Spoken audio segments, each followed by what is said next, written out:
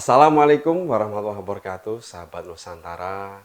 Pada kesempatan kali ini kita akan berbincang membahas tentang kawasan industri Kendal yang kehadirannya sangat ditunggu-tunggu dan bisa menyelesaikan tingkat pengangguran di Kabupaten Kendal. Berdasarkan pada data Badan Pusat Statistik tahun 2018, Kabupaten Kendal tingkat pengangguran mencapai 6,1%. 2019 naik menjadi 6,3%. Pada tahun 2020 naik tinggi menjadi 8,3%. Di tahun 2021 tingkat pengangguran terbuka di Kabupaten Kendal sejumlah 7,55% atau sekitar 70.000 jiwa tingkat pengangguran di Kabupaten Kendal. Perlu kita ketahui bersama bahwa KIK pada tahun 2016 pasca diresmikannya baru kurang lebih sekitar 6 perusahaan yang beroperasi. Kali ini kita akan berbincang itu. Maka dari kami menghadirkan tokoh pemuda yang sangat berkompeten. Salah satunya yang hadir pada kesempatan kali ini Gus Solahuddin sebagai Ketua Gerakan Pemuda Ansor Provinsi Jawa Tengah dan juga Gus Misbah sebagai Ketua Cabang Gerakan Pemuda Ansor Kabupaten Kendal. Kelambanan pembangunan KIK di Kabupaten Kendal, apakah ini karena pengaruh pandemi COVID atau apa? Kali ini mungkin akan dijawab dahulu pada Gus Solahuddin, Ketua Gerakan Pemuda Ansor Provinsi Jawa Tengah. Monggo Gus. Terima kasih. Assalamualaikum warahmatullahi wabarakatuh. Sahabat Ali ya, saya hormati. Senang saya bisa mampir di sini untuk ikut nimbrung ngobrol ini. Jadi kalau tadi pertama terkait dengan KIK, kawasan industri Kendal, yang sudah dicanangkan kurang lebih 6 tahun lalu, tapi ternyata progresnya lambat. Ya, saya kira banyak faktor yang saya kira ini perlu di cross check, karena mohon maaf saya tidak secara spesifik ya, tapi memang untuk merintis sebuah kawasan industri itu pasti bukan sesuatu yang sederhana. Nah, para investor atau pelaku usaha itu pasti akan menghitung nilai benefit dari ketika harus membuka investasi di situ. Jadi kemudahannya seperti apa, kemudian fasilitas-fasilitas penunjang yang akan diperoleh seperti apa, itu yang saya kira harus dijawab dalam hal ini adalah pemerintah daerah. Nah, saya masih ini menduga karena saya tidak berinteraksi secara langsung terkait dengan kawasan ini. Pertama, kawasan industri Kendal itu kan dulu dicanangkan untuk antisipasi industri Semarang yang tidak muat, loberan ya. Jadi Semarang yang katakanlah untuk kawasan industri sudah dianggap nanti tidak mencukupi atau tidak bisa menampung, over. Nah, dia akan lari ke sekitarnya. Nah, Kendal menangkap itu kayak. Nah tentu karena ini sifatnya ada alternatif itu tadi, pasti pelaku usaha ngitung, aku kalau ke Kendal untungnya apa? Pertama misalnya, yang paling basic ya, UMR. Oh mungkin UMR-nya lebih murah, oke. Tetapi terus kemudian fasilitas untuk lokasi industri bagaimana? Oh sudah disediain. Nah pertanyaannya itu tanahnya beli atau sewa? Kalau beli kan beda lagi. Tapi kalau sewa kan lumayan, masih punya cadangan yang bisa untuk belanjakan yang lain. Lebih murah gitu. Nah sewa, artinya pasti dia akan menghitung itu. Terus yang kedua transportasi. Transportasi itu baik darat misalnya menuju ke Semarang seperti apa, ada ke sana apa tidak. Kemudian ada pelabuhan. Ini pelabuhannya pakai pelabuhan di Kendal atau pelabuhan Semarang. Ini kan harus dibahas, perhitungkan semua. Kemudian kemudahan perizinan. Ini yang paling banyak juga dikalkulasi, dihitung oleh para pelaku usaha itu soal kemudahan perizinan. Kalau perlu kemudahan perizinannya nggak ada ya, nah baru kemudian misalnya ada semacam fasilitasi atau semacam insentif atau apa sih kalau saya buka di Kendal apa misalnya nih, apakah dia dapat perizinan gratis misalnya ya, atau kemudian sampai kemudian nggak tahu boleh nggak semacam pengurangan pajak misalnya. Itu kan senang sekali kalau pengusaha. Nah itu dilakukan apa tidak? Kalau enggak ya orang memilih ke sini itu kan akhirnya terus kalau begitu saya belum perlu ke Kendal misalnya begitu, karena Semarang masih misalnya kan. Sekali lagi Kendal itu dulu ya, yang saya tahu itu dulu alternatif untuk Semarang yang kira-kira nanti overload pasti akan lari ke pinggir kan. Oke. Jadi kalau bicara kawasan untuk lobirnya perusahaan yang ada di Semarang, bahwa perlu kita ketahui di Demak juga ada kawasan, Kendal ada, Batang juga ada. Mungkin yang Kendal ini Gus Wisma sebagai ketua PC Keraburaan Suara Kabupaten Kendal, kaitan peran pemerintah kaitan ini. Karena kita ketahui bahwa pengangguran di Kendal selalu naik, trennya naik. Ada peran apa dari pemuda dan kebijakan bagaimana dari pemerintah? Kalau tadi alasannya sudah disebutkan Gus Solah ya, itu memang logis sekali demikian. Kalau melihat peta Kendal sendiri ini kan sudah 2 periode kepemimpinan ya, sejak KIK dimulai diresmikan itu sampai hari ini, tetapi kondisinya masih stagnan masih stagnan, sehingga apa yang perlu kita lakukan selaku ormas kepemudaan di sini, yang mana salah satu kalau kita kan bergerak di Ansor ya Mas Ali ya, sesuai dengan arah kebijakan organisasi, memang salah satunya adalah ikut mencerdaskan kehidupan bangsa dan ikut membangun negeri ya. Tapi kalau kondisinya demikian kan memang kita tidak bisa berbuat apapun Mas, karena ini kebijakan Pemda yang bisa kita lakukan adalah yang mengawal kebijakan pemerintah, apa yang harusnya dilakukan. Tetapi kalau kita tidak dikasih ruang untuk ikut berpikir ya tidak bisa ya Gus. Nah, karena porsinya kita sekarang itu begini, kalau kondisi awal itu tadi overload Semarang, hari ini itu yang terjadi itu adalah overload DKI Jabodetabek. Jadi nilai UMR ya, salah satu pertimbangannya ya, UMR yang tinggi di wilayah Jabodetabek itu, kemudian kemudahan transportasi, sekarang ada tol dan sebagainya. Ini coba cek nanti Mas Ali cek, itu mulai ada grafik orang mengalihkan investasinya keluar Jabodetabek. Karena ya yang mending cari daerah lain yang UMR-nya murah misalnya gitu. Transportasi sekarang relatif gampang. Nah, artinya mohon maaf, sekarang kalau kemudian tadi nyebut ada Demak, ada Batang, itu mereka begitu. Ini sedang di pusat sentrum ekonomi Indonesia yang ada di Jakarta itu sudah mengalami lober, orang berlomba nih.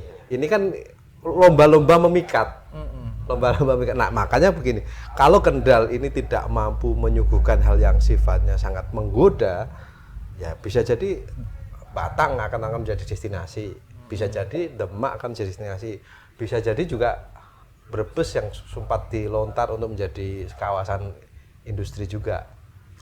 Artinya semua berlomba untuk kayak kompetisi menjaring dan memikat investor. Tapi pertanyaan kan investor selaku pelaku usaha dan pemilik modal, lah aku dapat apa nih? Gitu. Kalau aku ke situ dapat apa nih? Gitu. Kan dia akan menghitungkan semuanya kan ekonomi. Oke, berkaitan dengan kemandirian organisasi berkaitan ekonomi pula. Apa yang harus dipersiapkan ini juga? Oke. ini menarik, nanti menarik. Kita kembali ke kita ya. Yang pertama, kita sebagai organisasi ini kan organisasi sosial, nirlaba. Ya. Kita memang tidak dituntut untuk mencari untung secara organisasi. Nah, yang kita bisa lakukan adalah mendorong agar kader-kader kita itu berdaya. Nah, ini menjadi penting. Nah, terkait dengan munculnya kawasan industri itu ada peluang, ada tantangan. Ya. Peluangnya apa? Oh, berarti nanti akan ada kesempatan kerja. Oke. Nah, tapi kemudian menjadi tantangannya adalah apakah kita tenaga yang kita miliki, SDM yang kita miliki itu Sesuai eligible apa enggak? Bisa mengisi ruang-ruang itu apa enggak? Kalau mohon maaf lowongannya itu adalah kelas manajer, tapi kalau kita itu masih bukan level manajer atau tidak punya kapasitas untuk itu, kan nggak bisa ngisi. Ya, tersisih dengan sendirinya. Nah, ini juga dialami oleh Gus Misbah. Ya. Lebih tahu nih. Boleh curhat ya, boleh. Jadi sempat bingung juga ketika memang sebetulnya peluang di Kendal itu khususnya untuk kader-kader kita, Mas Ali, Gus Olah, mungkin dari pimpinan bisa memberikan arahan bagaimana. Peluang-peluang itu sangat dibuka, khususnya bagi kader Ansor, kader Banser, karena memang kita diakui maupun tidak pemilik wilayah gitu. Tetapi ketersediaan SDM kita seakan-akan memang tidak ada, Gus. Jadi saya itu kemarin ada salah satu pihak PT ya Mas ya di kawasan industri itu meminta kader Ansor. Sebetulnya bagus sekali nih diminta menjadi HRD di salah satu perusahaan dengan skill yang khusus, pengalaman kerja minimal 5 tahun, dan ini tantangan kita nih harus bisa bahasa Inggris. Harus bisa bahasa Inggris. Kita cari kabupaten itu. Ini contoh kecil saja, Gus, nanti mohon solusinya. Dan ternyata tidak ada gitu. Kalau hard job semisal pekerja kerasnya kita Ada. banyak gitu. Tapi yang kita inginkan dan mereka inginkan itu adalah memang penempatan posisi yang lebih apa ya istilahnya, bonafide, profesional, direktur, manajer, yang kita belum bisa menyiapkan itu. Dan harusnya Ansor itu juga bisa memberikan apa ya Gus istilahnya itu kontribusi. Ini langkah-langkah apa yang harusnya Gerakan Muda Ansor siapkan. Jadi pertama yang tadi ya, kita kembali ke posisi kita yang organisasi nirlaba. Tapi kita memang sebagai organisasi tidak diperkenankan atau bukan menjadi jalur kita untuk mencari profit secara organisasi.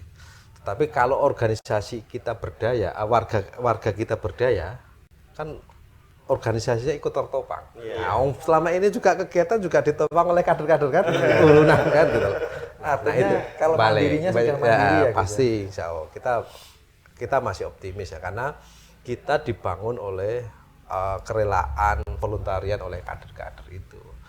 Tapi memang menjadi tantangan kita ke depan itu bagaimana memixkan agar ini ini organisasi sosial tetapi ada semacam amal usahanya. Tapi ini butuh proses, Mas, butuh proses. Artinya kita ternyata tidak mudah untuk melakukan itu menjadi sebuah kapital. Katakanlah begini, saya sudah pernah mencoba itu ya, lewat PPOP online itu. Itu yang sebenarnya gini, kita itu paling simpel aja.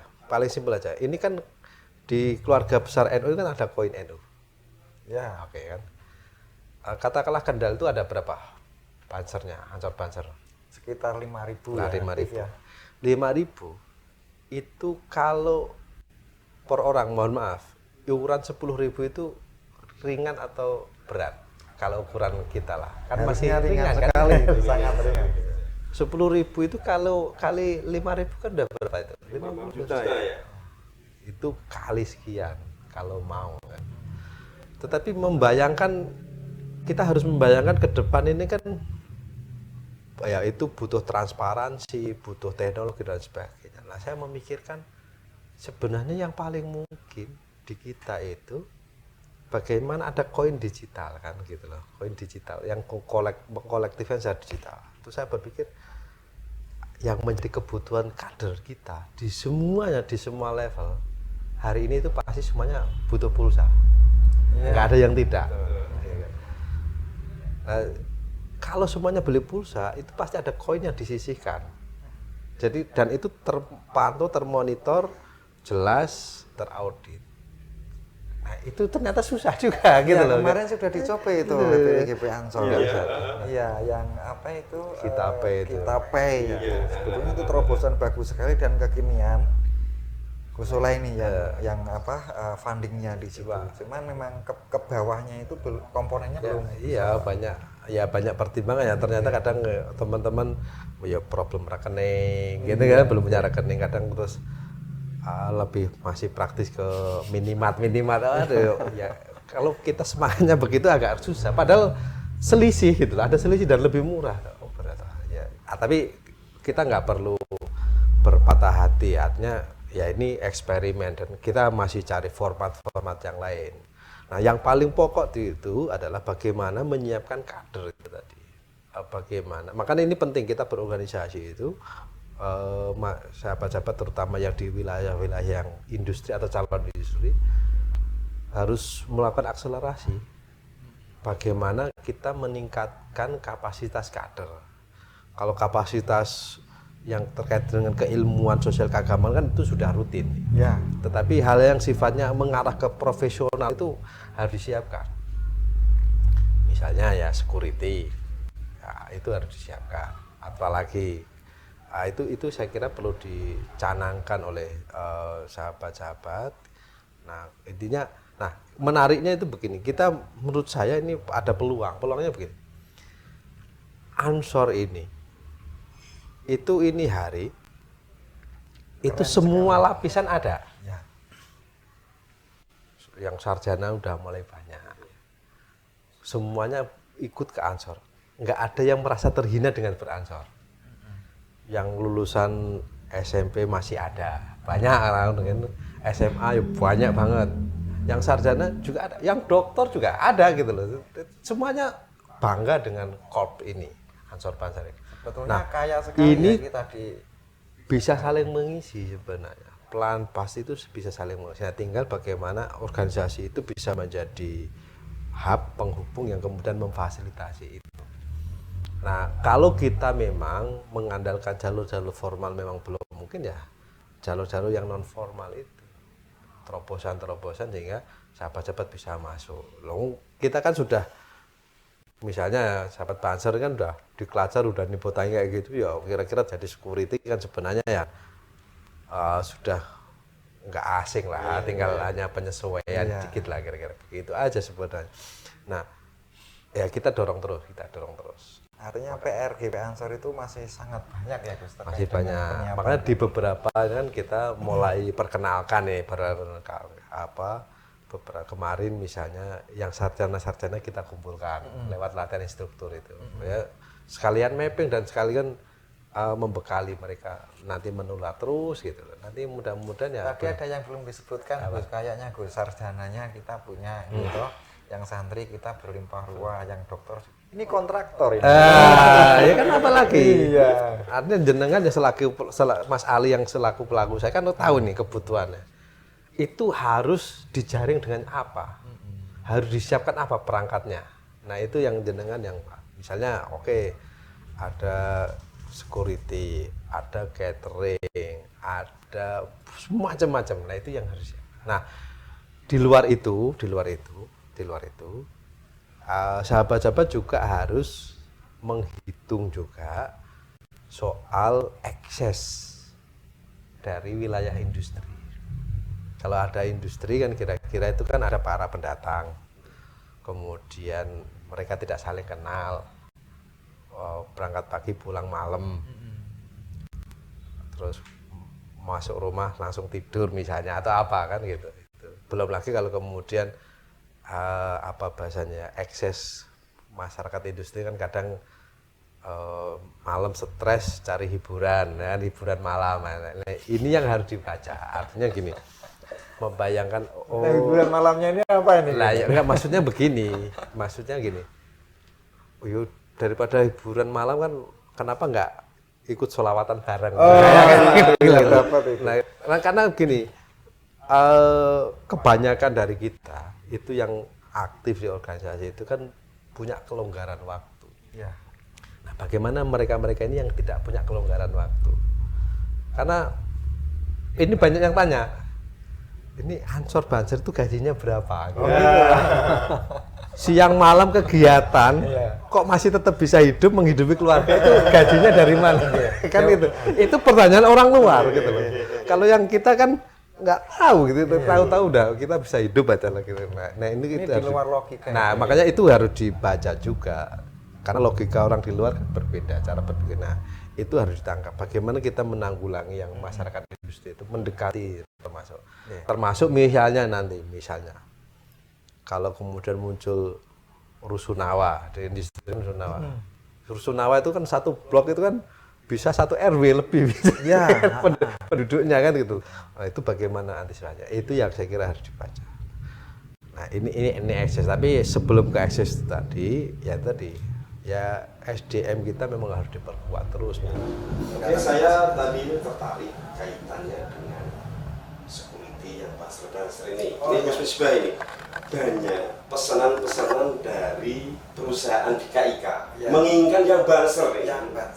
Tapi yang harus punya juga sertifikat. Nah, ini mengapa Gus kira-kira pelatihan apa di Banser itu sehingga dari perusahaan-perusahaan yang ada di KIK kok menginginkan Banser ini pelatihannya itu apa Gus?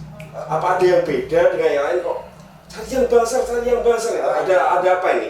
Istimewanya di Banser itu pelatihannya apa? Yang berbeda security atau apa namanya teman-teman dari apa istilah Satgas dengan Banser itu tahu enggak Mas Ali? Banser itu ya Gus ya pasti akhlakul karimah terus memegang teguh ini sisi keagamaannya. Kan nilai plus nih, semisal security kok bisa adzan juga. Terus security yang bukan barangnya miliknya itu tidak diambil. Security yang jujur, security yang bertanggung jawab. Nah itu ada di Banser. Makanya banyak sama komunikasi ke masyarakat, kan ya dia bagian dari masyarakat. Nah, kan mereka juga butuh perusahaan itu butuh kehumasan juga. Lalu Banser itu kehumasan dan ada di situ. Serbaguna atau berguna di mana saja. Iya, bermanfaat itu kira-kira ya mereka ketemu kiai udah biasa, ngawal bupati ya udah biasa kan. Begitu istimewa di Banser begitu ya. Iya, ada pengalaman juga Mas Ali dan Gus Solah. Ada salah satu perusahaan ya yang memang sudah bermitra dengan kami khususnya Banser ini. Mereka sangat kagum sekali karena di luar jam kerja itu masih suka bekerja, datang ke kantor. Ini awalnya ini pihak direkturnya bingung nih harus digaji apa ini? Bukan lembur gitu. Nah ternyata ini teman Banser kan enggak pernah nganggap itu kerja yang harus dibayar dengan uang lembur. Nah ini nilai plus karena sudah terbiasa hidup ikhlas. Makanya teman-teman Banser itu akan dicari. Cuman kadang terkendala juga Gus, ada pratamanya. Saya juga mau curhat nih Gus. Jadi ada beberapa teman. Ini kan Ansor ini kan organisasi kaderisasi. Semisal ada perusahaan yang memang minta apa namanya karyawan atau pegawai dari kader Ansor, kader Banser. Mau kadang bermasalah Gus. Bermasalahnya begini. Ini si A ini setelah didistribusi malah tidak aktif di organisasi. Ini si Banser dulu aktif sekali, sekarang diminta perusahaan nggak pernah ikut Banseran. Ini gimana nih jawabnya? Itu memang salah satu curhatan banyak orang. Kan kadang makanya banyak yang soal pelatihan security itu ada pro kontra. Pro kontranya itu tadi. Nanti kalau udah aktif dia sudah kerekrut dia nggak aktif lagi di Banser. Ya memang ini problematis. Memang itu beda kasusnya. Jadi kalau Nyon Sewu misalnya Banser tiba-tiba kemudian jadi security, itu bisa menghilang dari Bansernya. Tapi kalau security ikut Banser, itu biasanya akan tetap bisa jalan karena memang dia motivasinya lebih tinggi.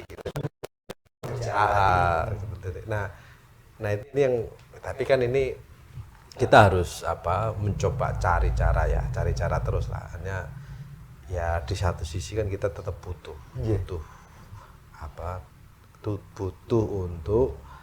kaderisasi, butuh untuk memberdayakan kader. Ya nggak apa-apa kalau kemudian ada kader kemudian dia harus terserap ke situ, kemudian karena urusan pekerjaan dia agak susah ya nggak apa-apa. Yang penting kan Ya yang penting dia ingat, masih ingat organisasinya. Kan kita tugasnya melahirkan kader-kader baru lagi kan. Nah, tinggal, nah penting bagaimana harus tetap dirajut jalinan komunikasi ini. Ya kita berapa kali harus ketemu. Syukur-syukur dia secara fisik nggak hadir tapi non fisiknya hadir kan nggak apa-apa. Ini juga ada juga pengalaman begini Gus. Rasa rindu pengen transferan ada, tapi karena sudah ada ikatan dengan perusahaan Mas Ali, sehingga dia tidak bisa ikut hadir. Akhirnya ini ganti fisik saya iuran, itu kan bisa juga ya, supportnya itu. Jadi meskipun sudah tidak aktif, apa-apanya masih aktif. Gitu Mas Ali. Memang kendala itu ya. Ya memang salah satu sih tuntutan perusahaan begitu. Ya, itu yang ya kita harus juga bijak mensikapi itu. Yang kita jangan paksakan harus cakep gitu kan. Ya kita nggak perlu pesimis, kita masih bisa mengatur lagi ya gitu lah.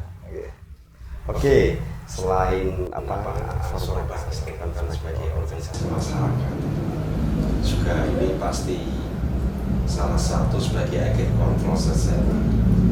Maksud kami begini, di Karimun contohnya, di Kendal misalnya, tanah-tanah sudah dibeli para pengusaha yang mereka itu tadinya bisa mengolah sawahnya, tambaknya, nelayan. Ini pencaharian mereka akan bergeser. Yang tadinya itu tiap hari bisa dapat ikan, bisa dapat udang, katakanlah secara wira swasta itu dia itu bisa karena profesinya sebagai penambang. Dengan adanya industri di Kendal yang kurang lebih ada 5.000 hektar lebih itu untuk perusahaan. Pertanyaan saya, untuk Gosola ya ini ya. Kayaknya agak berat. Kayaknya agak berat. Gimana ini mereka anak-anaknya yang tadinya sudah terbiasa ditambah, bisa cari uang kepiting, tak apa itu mudah. Dengan pergeseran ini tentunya akan ditopang dengan SDM masuk dalam sebuah perusahaan. Ini bagaimana nih langkah-langkah angsor? Itu perkara nggak mudah karena orang jual beli itu kan legal kan apa yang salah gitu kan. Ini kan hanya soal apa ya, semacam apa ya, norma sosial. Kalau bahasa aja orang dulu itu kan pamali ya kan, walat gitu ya, pantangan railo kayak gitu. Tapi kan nilai itu tergerus dan sendirinya itu karena kebimpitan ekonomi dan lain sebagainya. Nah, ini proses edukasi ini kan juga nggak mudah dan butuh waktu juga dan terus menerus. Maksudnya begini, kita sebagai manusia untuk hidup itu kan butuh alat produksi. Nah, kalau kemudian alat produksinya kita jual, habis itu kita makan apa, usaha apa, kan gitu loh. Nah, ini proses itu yang saya kira perlu dijelaskan terus. Nah, di sisi yang lain mungkin perlu dikomunikasikan dengan pemerintah daerah terkait dengan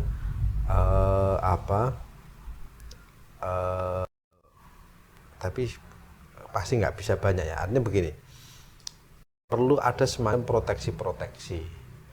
Tapi proteksi itu pun pasti akan di koridornya pemerintah itu kan RT RW. Ya, kalau memang itu masih memungkinkan mau apa. Tetapi kalau itu daerah misalkan daerah wilayah hijau gitu, ya udah jangan di otak-atik, udah biarin begitu kan. Nah, di luar itu kan ya memang masyarakat masih bebas untuk. Nah, ya saya kira memang butuh komunikasi dengan banyak pihak, butuh effort untuk melakukan edukasi yang saya kira itu memang nggak mudah di tengah situasi yang serba pragmatis, instan, orang disuguhi dengan yang serba serba glamor. Akhirnya kan ya orang untuk mengikuti ketertinggalan ya yang ada yang bisa dijual dijual. Kira-kira demikian. Ini yang saya kira memang tantangan. Tapi membangun kesadaran bahwa kita masing-masing diri kita itu harus menguasai atau mempunyai alat produksi. Kalau punya alat produksi jangan dijual. Ya, sawah kan alat produksi. Tapi kita punyanya itu ya jangan dijual. Nah, ini kan nggak mudah juga. Nah, sama juga ini kan dijual itu keperluan nyawa. Kalau keperluannya untuk apa, untuk usaha, kan masih oke kan. Tapi kalau kemudian dijualnya berhenti di konsumtif kan selesai. Tapi sekali lagi ini nggak mudah Mas menjelaskan itu, karena secara legal nggak ada problem, artinya itu apa, hukum apa dinaungi oleh, dipayungi oleh hukum, tidak ada yang dilanggar. Tapi mungkin kan itu tadi hanya ngomong soal proyeksi ke depan seperti apa kalau tanah-tanah dilepas dan dijual ke orang lain gitu. Nah, hanya itu aja sebenarnya. Bisa jadi juga karena begini Gus, yang terjadi di lingkungan sekitar saya ya. Itu kalau melihat dulu ya Mas Ali, itu kan bertani, rata-rata masyarakatnya bertani sampai bisa menyekolahkan anak sampai ke perguruan tinggi. Tapi setelah disekolahkan menjadi sarjana tidak mau bertani, ya kan? Dia punya apa, aktivitas lain mungkin di perusahaan. Akhirnya ini sawah kan tidak ada yang ngurus, ada yang ngurus. dijual. Bisa jadi kan banyak apa, latar belakang. Jadi ini memang problematik ya, artinya ini bukan hanya di Kendal ya, tapi ini secara nasional. Atau itu karena soal perubahan kebijakan perilaku ya Gus ya? Iya itu pasti, tapi begini. Kebijakan secara umum kalau kita lihat ya terkait dengan dunia pertanian ini kan menurut saya negara belum berpihak sepenuhnya, jadi mau cari pupuk kadang masih susah gitu loh. Orang akhirnya terus males gitu loh. Jadi rata-rata, mohon maaf ini bisa dicek, mayoritas petani itu bertani bukan untuk berdagang, bukan bertani untuk bisnis, tapi bertani itu untuk survival. Iya. Cek. Jadi orang dia tanam, nanti dipanen sendiri, disimpan untuk konsumsi. Baru kalau merasa agak lebih baru dijual, kan begitu. Tidak ada yang kemudian berusaha sepenuhnya terus hasilnya dijual, enggak. Jarang. Hanya beberapa, paling petani buah. Ya, memang orientasinya bisnis ya. Selebihnya ya untuk survival. Makanya karena dia aspeknya survival, dia kadang nggak memperhitungkan cost.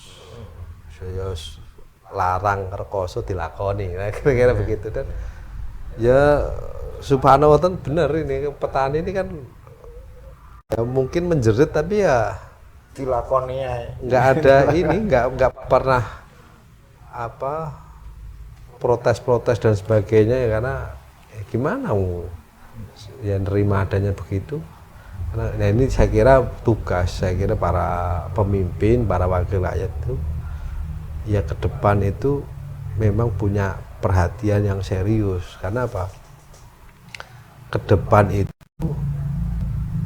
isu dunia itu akan mengarah kepada isu soal pangan. Ketahanan pangan itu pasti. Karena apa? Wilayah-wilayah atau area tanam itu sudah banyak berkurang, makin menyempit, dan itu akan menjadi perlombaan dunia tentang isu pangan itu.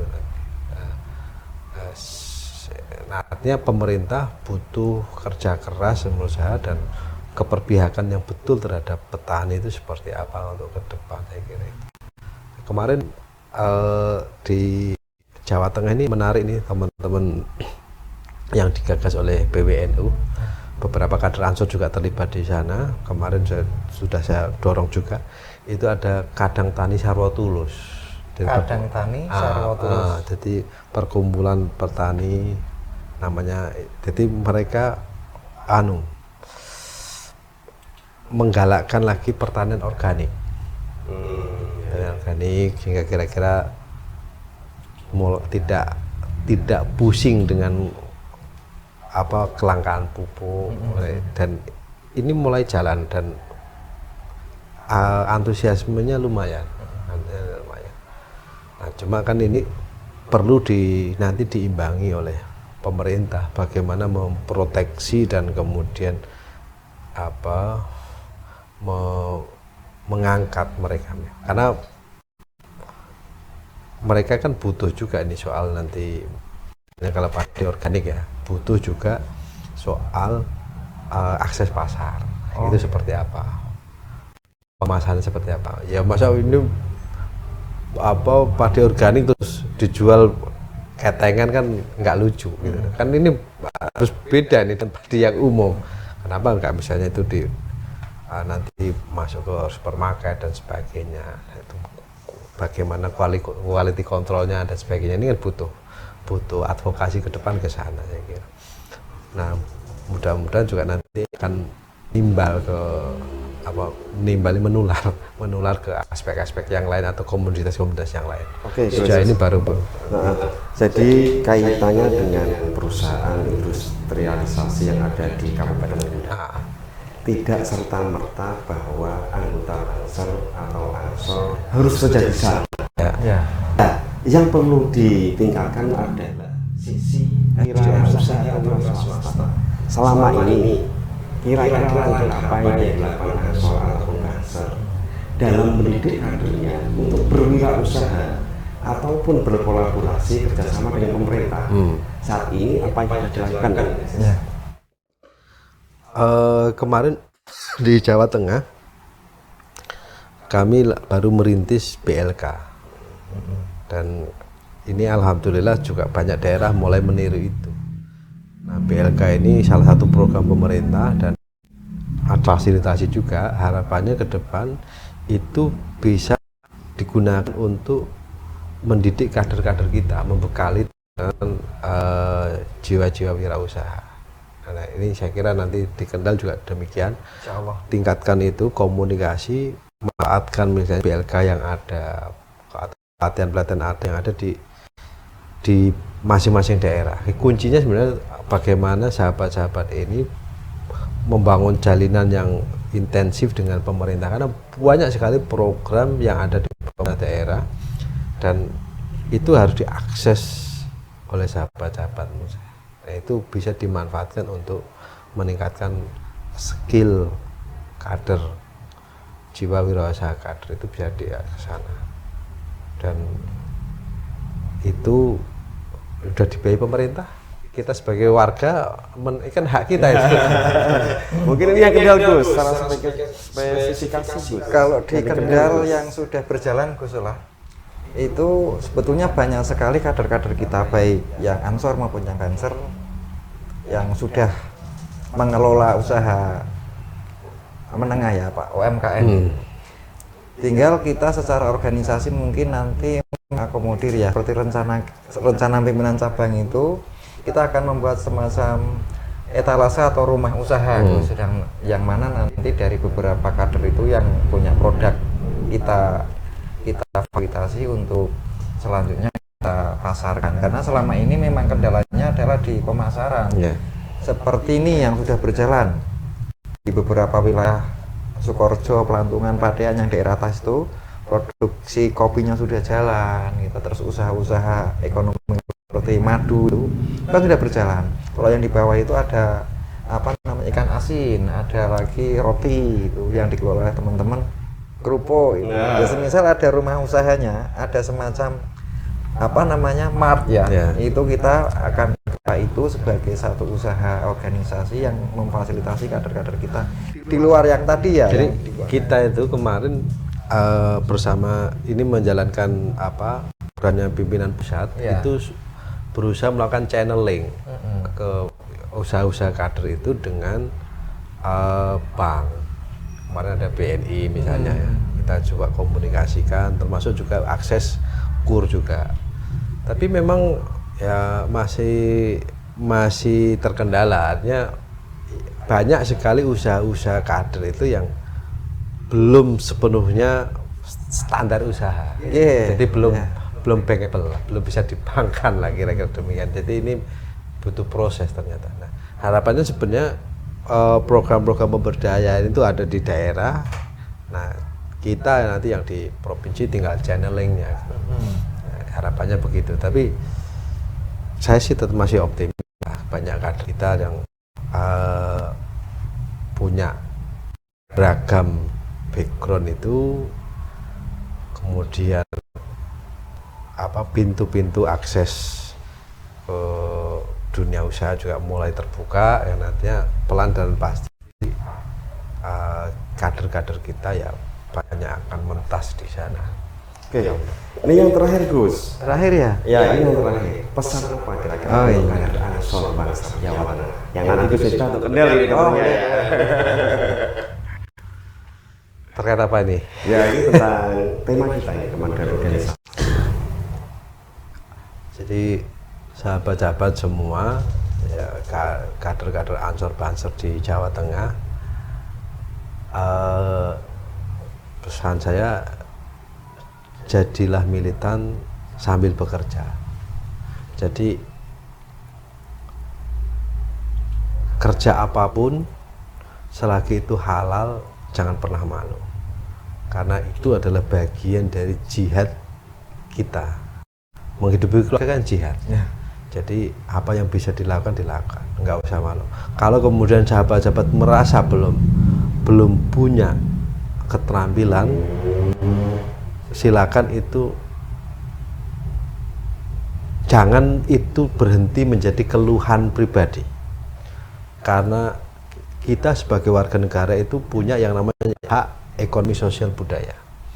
Jadi kalau sahabat-sahabat merasa ada hal yang belum, silakan sampaikan kepada pimpinannya, ketemu dengan sahabat-sahabat yang lain, butuh apa, bikin pelatihan untuk meningkatkan kapasitas kewirausahaan sehingga itu bisa menjadi jalan hidup sahabat-sahabat. Jadi jangan pernah meratapi itu sendirian, karena kita sebagai warga negara punya yang namanya hak ekonomi sosial budaya. Itu hak yang bisa kita tagihkan kepada pemerintah. Bersama organisasi tentu kekuatan kita akan lebih kuat dibandingkan ketika kita berbicara pribadi-pribadi. Silakan datangi instansi-instansi, rumuskan apa program yang bisa dilakukan dan bisa dikerjakan, komunikasikan dengan pimpinan di Ansor agar itu disampaikan kepada pengambil kebijakan dan itu dieksekusi bisa menjadi program kerja bersama. Oke. Untuk yang khusus lebih pada Kendal itu bagaimana? Kendal ya? Ya. Tadi sudah diberikan pesan oleh BP Ansor. Intinya demikian, tetapi untuk sahabat-sahabat saya yang ada di Kendal, mari kita berorganisasi, kita ikut Ansor, kita aktif di Banser. Ini jangan sampai aktivitas kita berorganisasi ini dijadikan alasan untuk apa ya, istilahnya, wah aku enggak sempat berinovasi, atau aku sempat aku melu Ansor tapi malah esok kerja gitu. Kalau mau ikut Ansor aku harus izin kerja, itu jangan dijadikan alasan, karena kader Ansor itu harus dinamis dan sesuai dengan situasi dan kondisi. Jangan dijadikan, karena pernah ada gini Gus, gara-gara ikut diklat sari itu dia dikeluarkan dari perusahaan. Itu saya kira ada beberapa kasus. Saya kira itu kurang komunikasi ya. Kalau dia bisa berkomunikasi, masa izin 2-3 hari masa nggak bisa. Iya, saya sempat kaget itu, Kang, wah sekarang saya tidak kerja. Lu kenapa? Kemarin aku diklatsar. Tahu-tahu berangkat bekerja saya dikasih surat pemberhentian. Iya. Untuk sahabat-sahabat saya yang di Kendal, enggak, itu jangan dijadikan apa ya, alasan enggak mau aktif Ansor di Banser nanti akan menghambat aktivitas kerja panjenengan. Enggak sama sekali. Ansor dan Banser itu malah berkahi. Ayo kita bersama-sama menyambut masa depan ini sesuai dengan situasi dan kondisi, beransor dengan gembira, berorganisasi dengan serius. Karena kemarin banyak yang tanya juga, ngapain sih Ansor diakreditasi gitu Gus? Loh, kita standarnya internasional loh. Bukan, gini lah. Akreditasi itu, ini saya sampaikan, ya, sahabat-sahabat juga nggak perlu sepaneng diakreditasi. Maksudnya akreditasi itu kan kita belajar mengukur diri kita. Sebenarnya kita di capaian kita dalam organisasi itu sudah memenuhi standar atau belum, standar minimalnya tercapai atau belum, kan begitu sebenarnya. Akreditasi itu kan ada standar minimal yang harus dicapai. Nah, ya kita tidak boleh jangan asal jari nih aku perasaanku wis ngene bukan, tapi kita belajar menjadi organisatoris yang teruji, melakukan kegiatan secara terukur. Oh, kegiatanku wis semene kaderisasi apa yang sudah capek, kegiatanku ini capek. Itu gitu loh. Jadi ini sebenarnya akreditasi ini hanya untuk kita mengevaluasi diri. Ini bukan kepentingan PW, bukan kepentingan PP, kepentingan masing-masing. Bahwa oh aku begini. Nah, ini kalau kemudian nanti terus berlangsung, tahu oh tahun periode kemarin sampai segini, periode sekian ya segini. Kalau kemarin A ya nanti harus tetap A, jangan mundur. Oh, kemarin A kok sekarang jadi B ya, berarti kan turun gitu. Jadi kita berusaha menjadi organisatoris yang baik, melakukan sesuatu yang sifatnya terukur, ada parameternya, ada indikatornya. Kan kira demikian. Ini koreksi kita sendiri aja, kebutuhan. Jadi keakreditasi itu kebutuhan kita sendiri sebenarnya. Tapi alhamdulillah Kendal A semuanya. Iya lah. Ini berkat ketegasan Ketua PWGP Ansor. Jadi berorganisasi diakreditasi. Iya. Selain untuk mengukur tadi, kira-kira itu organisasi ada di mana kualitasnya? Iya. Tidak hanya kualitas. Ini Kualitas Ya. boleh dicek ke yang lain kan. Selama ini kan, mohon maaf, saya tidak mau menyebutkan. Selama ini kan hanya bermodal SK merasa, oh sudah ada. Kegiatannya nggak tahu, tapi loh aku ada punya SK loh. Nah, di kita belajar SK itu bukan ukuran gitu loh. Kalau punya SK tapi nggak ada kegiatan ya berarti nggak sehat. Gitu. Kira-kira begitu loh. Ini sebenarnya untuk kita sendiri aja. Jadi, nah bayangkan kalau kemudian ini terus berjalan dan masif, maka organisasi Banser ini menjadi organisasi yang kokoh. Karena apa? Ya kita belajar apa satu barisan sudah, belajar tertib oke. Mau apa lagi gitu loh. Itu. Oke, ini suatu hal yang sangat luar biasa. Gus Solah ya. Jadilah militan sambil bekerja. Beransur berpikir kiri. Terima kasih saya sampaikan kepada Gus Solah yang sangat sibuk sekali agendanya, bisa meluangkan waktu di hadir di Marwah Nusantara di sekolah sama Gus Misbah. Terima kasih sahabat ya. Sibuk sekali, beberapa organisasi aktif terus ya. Mungkin sampai lupa warga mulai. Saya mengikuti Gus Solah berorganisasi. Ya, oke, selamat sore. Semoga tambah manfaat berkah, sehat selalu nih. Gus Solah, Gus Misbah, terima kasih hadir pada siang untuk panas dia guys ya. Terima kasih permisa.